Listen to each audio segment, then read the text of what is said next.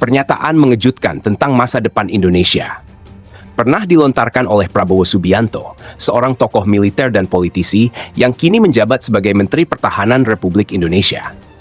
Dalam sebuah pidato tahun 2013, Prabowo mengutip hasil kajian dari pihak luar yang memprediksi bahwa Indonesia bisa bubar pada tahun 2030.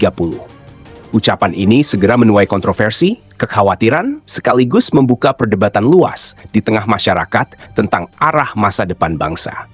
Artikel ini akan mengulas secara mendalam, mulai dari kapan pernyataan itu dikeluarkan, respons berbagai tokoh, kondisi faktual Indonesia saat ini, seberapa mungkin skenario itu terjadi, hingga prediksi bentuk Indonesia jika benar-benar bubar, serta langkah-langkah pencegahan yang bisa dilakukan. Pernyataan tentang Indonesia bubar 2030 pertama kali disampaikan Prabowo Subianto dalam sebuah pidato tertutup yang kemudian bocor ke publik pada tahun 2017.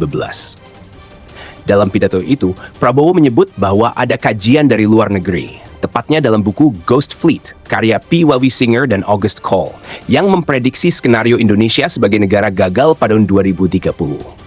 Prabowo mengutip bagian dari buku tersebut yang menggambarkan Indonesia hancur karena konflik internal, perebutan sumber daya, dan lemahnya pemerintahan. Prabowo tidak secara eksplisit menyatakan bahwa ia percaya Indonesia pasti bubar, tetapi menyampaikan hal itu sebagai peringatan serius terhadap para elit dan masyarakat agar lebih waspada. Menurutnya, jika bangsa ini tidak segera memperbaiki tata kelola negara, mengatasi korupsi, dan membangun kemandirian ekonomi, maka skenario tersebut bisa menjadi kenyataan. Pernyataan ini langsung menyita perhatian publik dan memicu berbagai reaksi dari tokoh nasional. Presiden Jokowi, yang saat itu menjabat untuk periode pertamanya, menanggapi dengan santai.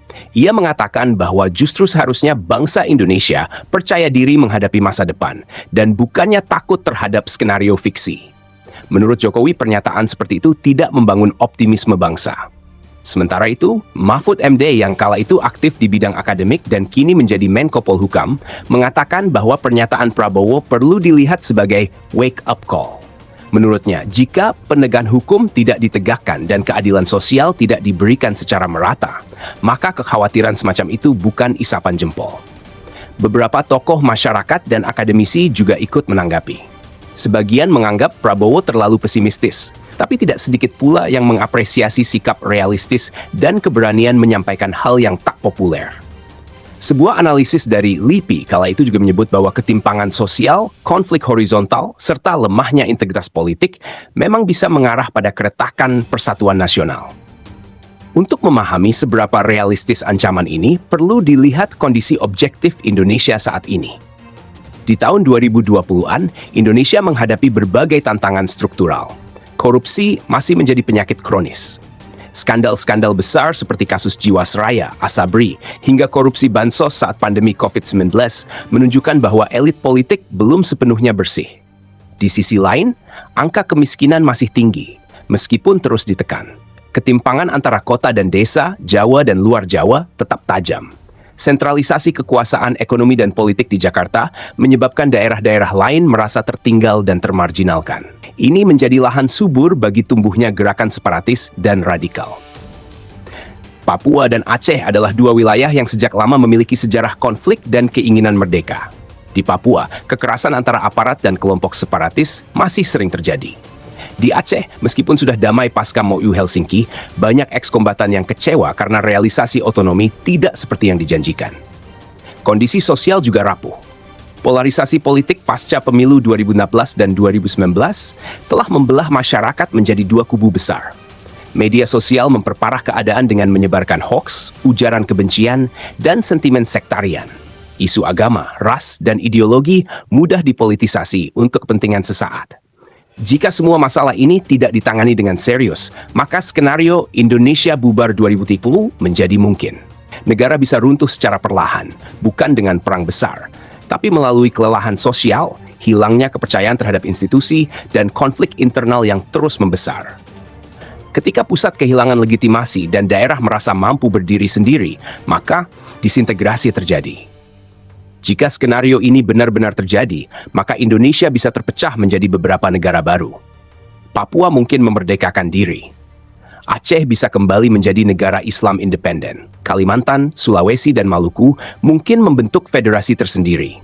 Pulau Jawa bisa menjadi negara sendiri, namun tanpa sumber daya yang cukup untuk menopang populasinya yang padat.